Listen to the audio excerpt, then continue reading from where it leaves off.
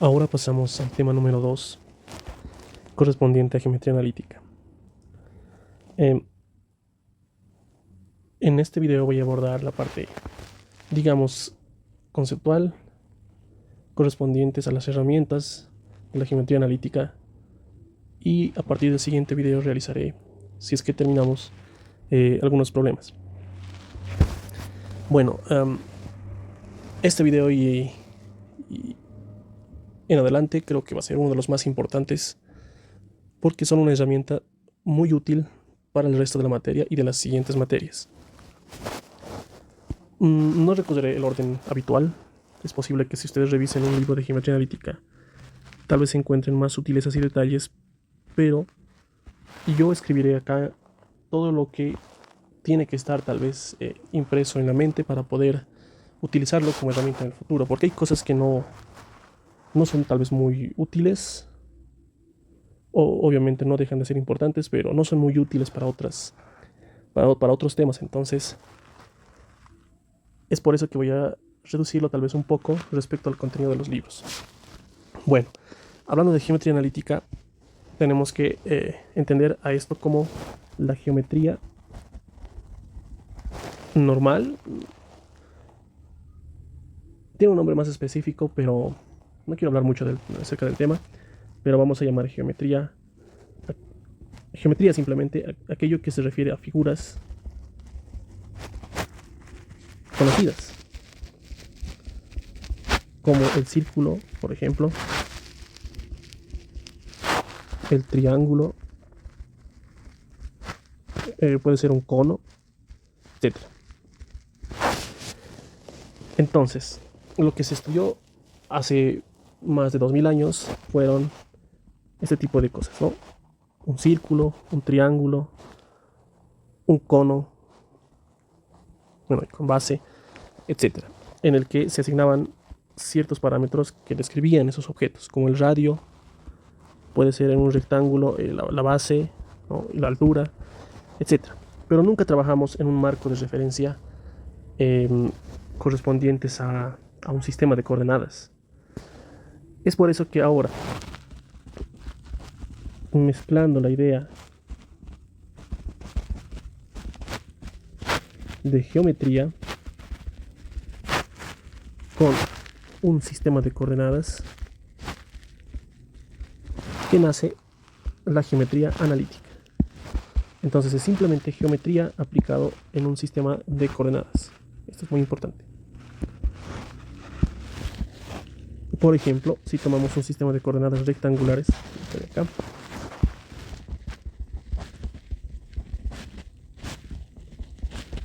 de coordenadas rectangulares, que son los conocidos eje X y eje Y, que todos ya estamos bastante familiarizados. Acá, si yo introduzco un círculo, pues la representación de este círculo viene a ser como una determinada curva. No diré función, porque no quiero romper algunas reglas dictadas en álgebra, que dice que si tenemos un valor de una variable independiente que tenga dos valores de variable dependiente, no puede llamarse función, así que simplemente diré curva. Esta curva es efectivamente una circunferencia que seguramente tiene un radio, pero vamos a describirlo a partir de una ecuación. Bueno, se describe con una ecuación.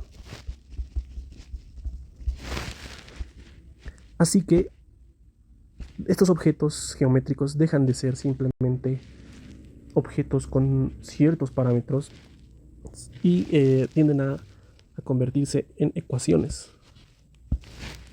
Esta palabra creo que es bastante importante, o mejor dicho, ecuaciones algebraicas,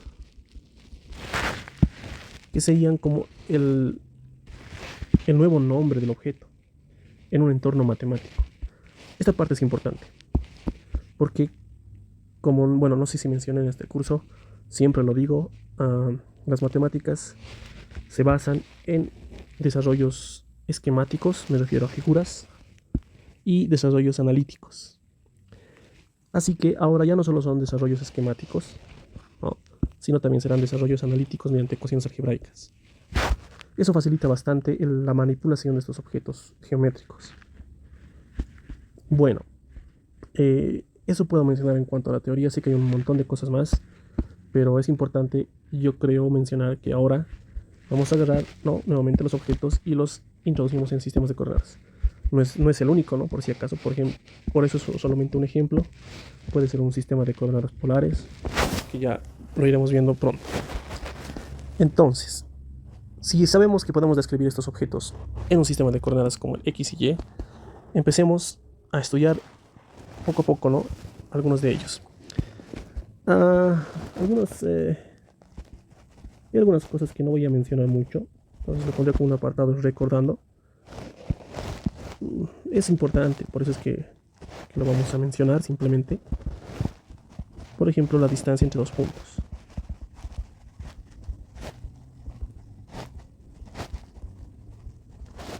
La distancia entre dos puntos en un sistema de coordenadas X y Y, que puede ser aquí un punto, vamos a llamar X0. Acá otro punto, llamaremos X1. Lo menciono porque vamos a usarlo igual recurrentemente. Entonces esta distancia de acá a acá, que lo podemos poner con una D, viene dado como la hipotenusa de ese triángulo formado, ¿no? Si nos damos cuenta que se forma un triángulo rectángulo, en el que el segmento rojo de acá es simplemente la resta, ¿no? Este tamaño menos este tamaño. Bueno, lo coloco en el módulo. Acá también sería Y1 menos Y0. Y pues para hallar esta distancia amarilla simplemente hago un Pitágoras. Entonces la distancia será X1 menos X0 al cuadrado más Y1 menos Y0 al cuadrado. Una fórmula bastante importante, recurrente, y hay que tenerlo siempre en mente. Después, creo que esa es una de las cosas importantes. Si hay algo que se me está olvidando, pues dejaremos un pequeño espacio acá. Empecemos rápidamente con la recta. Bueno, como ya dije antes, si podemos describir objetos geométricos en un sistema de coordenadas, ¿cuáles son esos objetos? Pues uno de ellos es la recta. Creo que no es muy importante hacer el dibujo, pero todos sabemos que esto puede ser así, etc. Aquí está la recta. Bien, esta recta es ese conjunto entonces de puntos que forman una línea, el cual tiene como ecuación general, lo vamos a llamar así, de esta forma.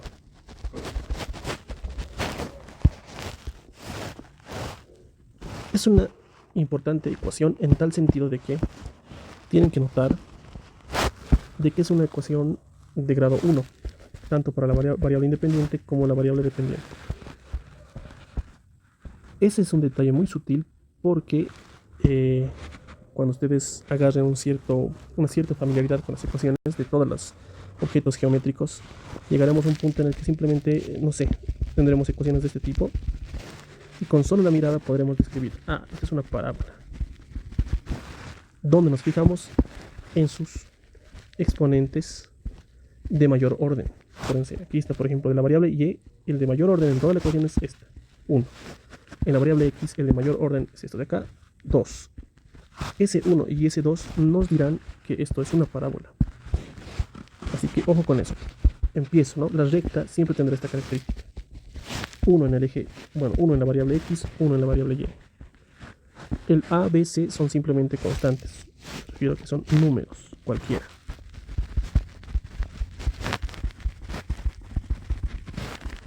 No voy a hacer todavía en este curso de cálculo uno muy poquito con la notación algebraica. Debería colocar tal vez de esta forma, ¿no? A, B y C pertenecen a los números reales. Bueno, hay ciertas variantes que son tal vez importante conocerlas, como la ecuación de pendiente y corte. Es una ecuación muy conocida. Yo sé que muchos lo han visto tal vez ya. Es así. Donde esto viene a ser la pendiente y este viene a ser el corte en el eje Y.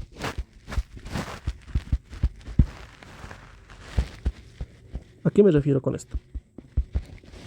Bueno, esa es una de las cosas por las que dejé espacio acá, ¿no? Recordando entonces. La pendiente de una recta se lo denota de esta manera. Aprovecharé este gráfico. Acá tenemos un ángulo. Ese ángulo va a ser característico de la pendiente. Si la recta es esta amarilla, tiene un cierto ángulo formado con la recta horizontal respecto a la horizontal. Yo creo que están de acuerdo que este ángulo alfa es el mismo que de acá y el mismo que no. Todos esos alfas son lo mismo. Entonces la pendiente estará definido como la tangente de ese ángulo. Simplemente así. Y bueno, rápidamente, como este es también un curso básico, si la pendiente, bueno, la pendiente hace referencia a qué tan elevado está algo, ¿no? Por ejemplo, si tenemos, bueno, no sé, el techo de una casa, es así. La pendiente indica qué tan elevado está esto. Por decir, esto sería mucha pendiente. Esto sería una casa con un techo de poca pendiente. Esta sería una casa con pendiente casi cero. Esta sería una casa con pendiente casi infinita. ¿A qué me refiero con esto? Esta está relativamente inclinada, no tanto, no, por lo más o menos 45 grados, justamente acá está el alfa. Esta ya tiene menor inclinación, tiene una menor pendiente. Por decir, esta no sería efectiva para un caso de nieve, ¿no? Porque la nieve se puede acumular acá. Esta sí estaría bien. Esto es totalmente malo, ¿no es cierto? El ángulo es casi cero. Y hacemos la tangente de cero, pues la pendiente cero, no tiene pendiente. Para este tipo de aplicaciones es muy malo porque se acumularía, por decir, mucha nieve acá. Acá la pendiente es casi de 90 grados. Entonces, tangente de 90 grados, bueno, si colocan en una calculadora les sale error, pero tiende a ser un número muy grande. Vamos a llamar infinito. Tangente de 90 grados es infinito. Una pendiente muy alta, ¿no? Bien, entonces esa analogía espero que les sirva para cuando hablemos de pendientes. Así que, volviendo al tema, la M es la pendiente. Está muy relacionada con el ángulo, ¿saben? Y este puntito B es simplemente el corte en el eje Y. Corte en el eje Y. El valor de Y. Por decir, corta en 5 unidades en Y. Y nada más, eso es todo. Otra es la ecuación de 2 puntos. Cuando nosotros conocemos 2 puntos de la recta, esto lo voy a hacer con otro color. Si yo conozco acá un punto 1 de coordenadas x1 y y1 y otro punto 2 de coordenadas x2 y y2, pues es fácil, ¿no? Si conocemos 2 puntos en un papel, los unimos mediante una regla y tenemos una recta. Analíticamente eso se traduce así, con esta ecuación. No lo voy a demostrar porque no tenemos el tiempo para ir haciendo eso. Pues yo a un inicio inclusive lo sabía de memoria, pero es fácil la demostración. Esto, de todas maneras, esto también es pendiente. Así que ahí está. No lo dejaré así, mejor simplemente así. Si nos topamos con un ejercicio en donde conozcamos entonces 2 puntos, simplemente usamos esta ecuación. Cuando conozcamos la pendiente y el punto de corte, usamos esta. Esto normalmente sirve para identificar que es una recta, ya les había mencionado. Esos son uno de los más importantes. Y esta otra, que yo la llamo cortes con ejes, es una de las más útiles.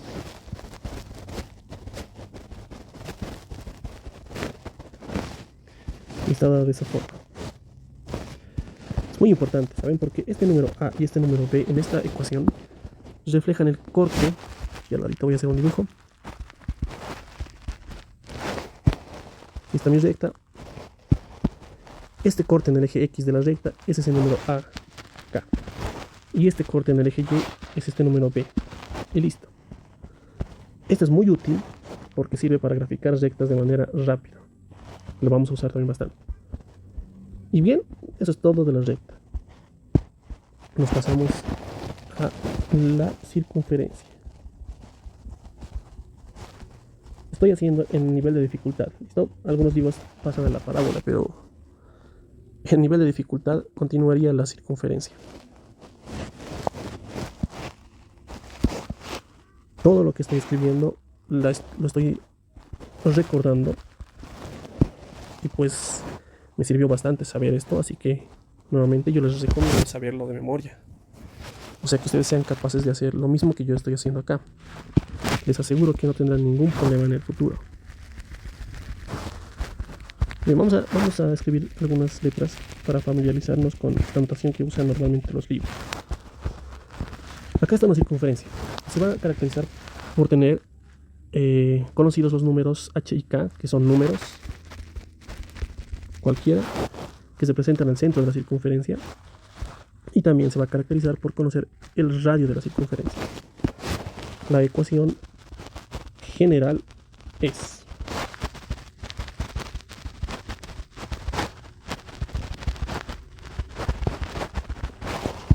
si recuerdan la ecuación general yo uso para identificar de qué forma general, por eso es el nombre, se van a escribir las circunferencias. Por ejemplo, otra vez estamos acá. ¿Cuál es el mayor grado de las variables en nuestra ecuación? Por ejemplo, de la x, el mayor es 2. De la y, el mayor es 2. Siempre y cuando sucede eso. Además de que, fíjense, que yo no coloqué números al azar aquí adelante. Estrictamente hay un 1 y un 1 que no se escriben porque se sobreentiende. Pero cuando cumplen estas características importantes, el resto no nos interesa como este. Incluso puede no existir. Pero cada que aparezca esto en una ecuación, automáticamente sabemos que se trata de una circunferencia. Una ecuación para graficar, muy útil, es x menos h más y menos k igual a r al cuadrado. Muchas veces para graficar tendremos esos datos, el centro donde está ubicado y el radio, entonces usamos esta ecuación. Nos pasamos a la parábola.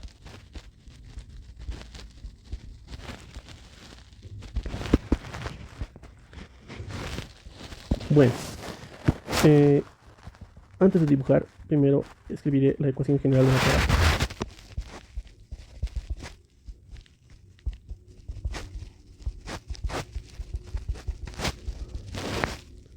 Puede ser escrita de dos maneras.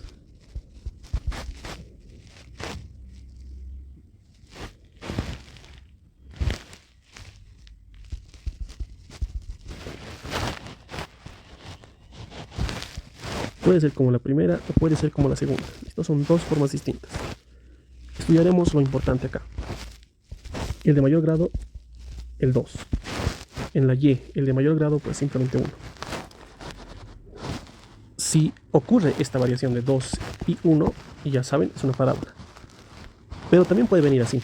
La y puede ser 2 y la x puede ser 1. De la misma forma, ¿no? Tenemos un 2 y un 1, entonces estamos hablando de parábolas. Así poder identificar con la vista de qué ecuación se trata. Luego, para graficar, y ahora sí haré las gráficas, se tienen las siguientes ecuaciones.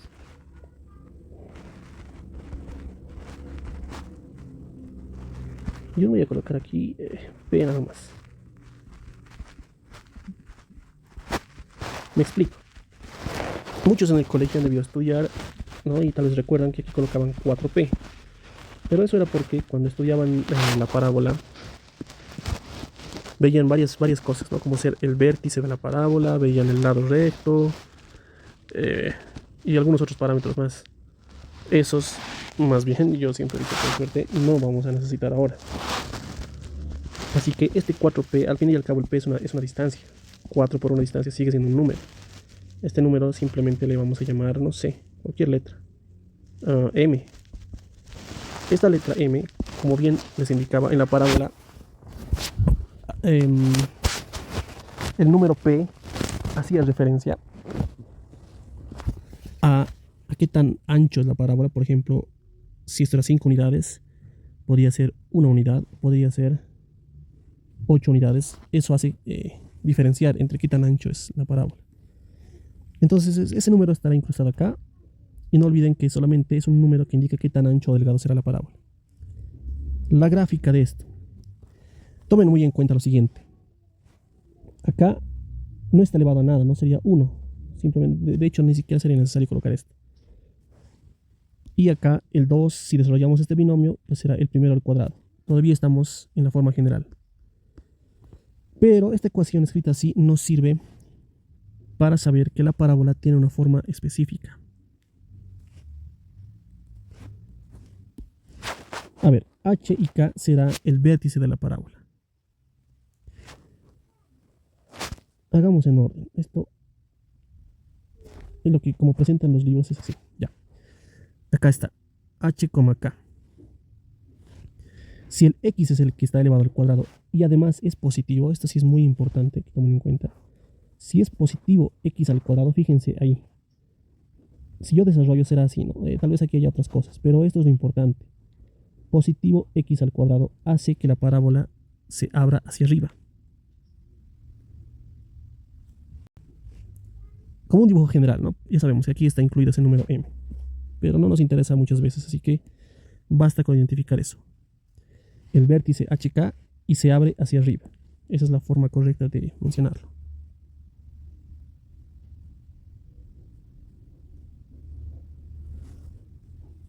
Bien, esa es una de las formas que podrían venir nuestras parábolas.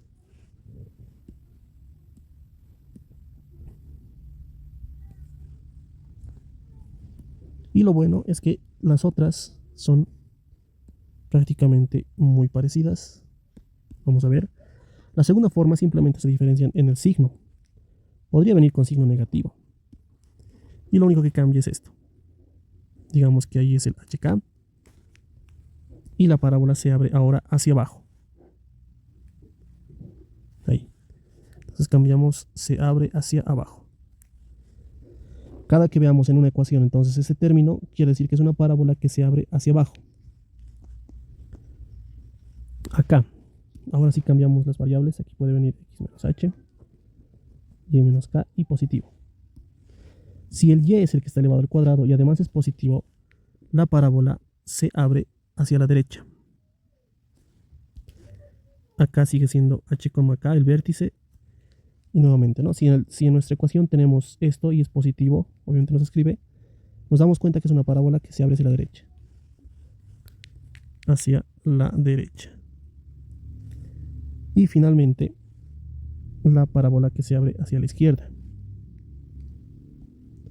Que seguro ya se darán cuenta es negativo.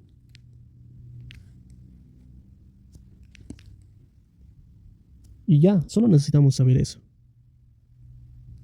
Eso va a ser útil cuando hagamos ejercicios más adelante.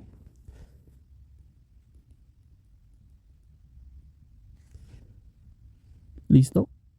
Ahí acabamos con la parábola. Seguimos con la elipse.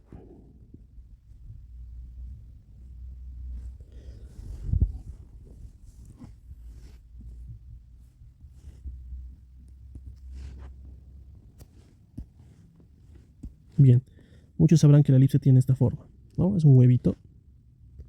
El centro estará con HK. Y hablemos de la ecuación general. La ecuación que nos ayudará a reconocer será esta.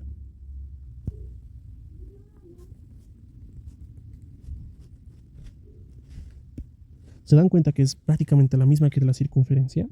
A ver, subimos un poco. Acá está. La diferencia es en que la circunferencia vale 1 y 1. Pero en la elipse ya puede valer esto algún número y esto también algún número. De hecho pueden ser distintos. Por ejemplo, 5x cuadrado más 6y cuadrado, ¿no? Etc. De la misma forma nos fijamos que tenga un 2 y un 2 en las variables de grado mayor. El resto no nos interesa. Identificando eso sabemos que se trata de una elipse. Acá, para graficar. X menos h al cuadrado entre a cuadrado. Y menos k al cuadrado entre b cuadrado igual a 1. Es una ecuación muy conocida, así que hay que tomarla muy en cuenta. Este a al cuadrado, bueno, el h y el k ya sabemos que son el centro. El a simplemente es ese segmento que va desde acá hasta acá. Fíjense, debajo del x está el a. Ese a entonces será esa distancia que va desde el centro hacia, bueno, hacia lo largo del eje x. Pueden acordarse así.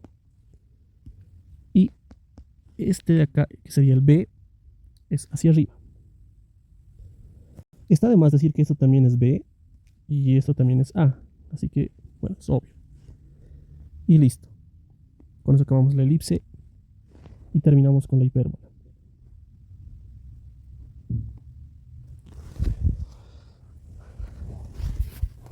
En la hipérbola vamos a necesitar, antes de graficar, quisiera escribirlo en forma general, o la ecuación general. Está dada de esta forma.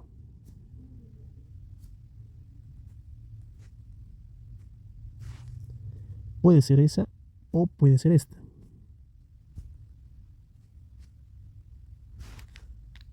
También es muy parecida a la de la elipse, con ciertas cositas, ¿no? Vamos a identificarlas. El cuadrado y el cuadrado son importantes mencionarlo. Acá me estoy olvidando el B. Puede tener B. No pueden ser cualquier número estos de acá. No hay problema. Y lo importante, uno es positivo y el otro es negativo. O bien el X es negativo y el otro es positivo.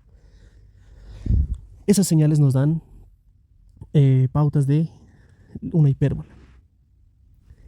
Bien, y finalmente para graficar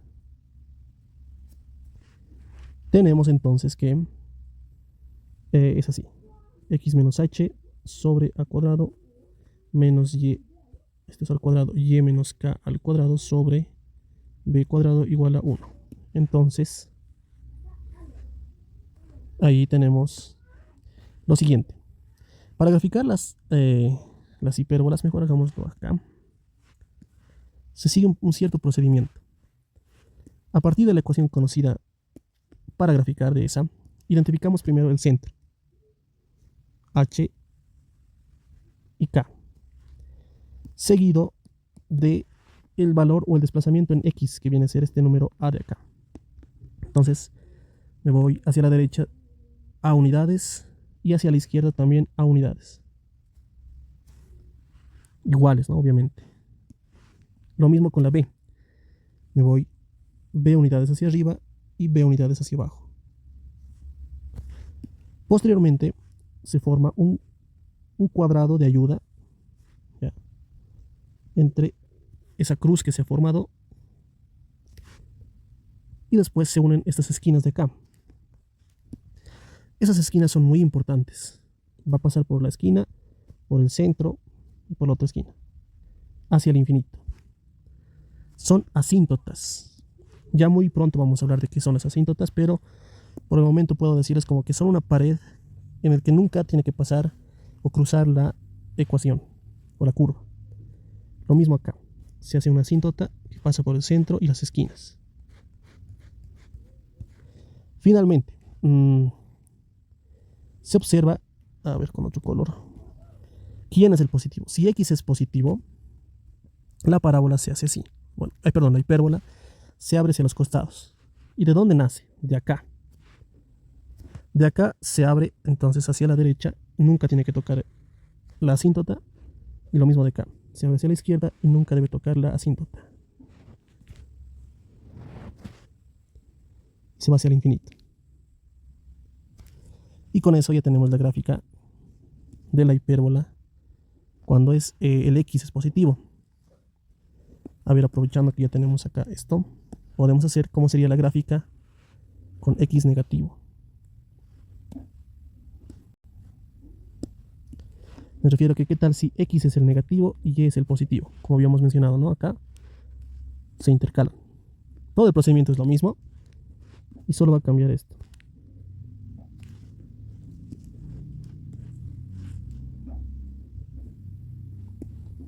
Ahora empezamos aquí la gráfica y se abre hacia arriba. Acá lo mismo. No está muy bien, pero es la idea, ¿no? Y con eso habríamos terminado esta primera parte de las primeras herramientas que necesitamos saber de geometría analítica. Bueno, Hay tal vez muchos detalles acá que no he mencionado. Como les decía, en el colegio aprendieron cosas con más detalle, pero no las vamos a necesitar por suerte. Lo que sí vamos a necesitar está escrito acá. Y tienen que saberlo de memoria en el mejor de los casos. Los vamos a usar muchas veces, todas estas ideas, incluyendo la idea principal con la que he iniciado el tema. Bien, quedamos allí en este video.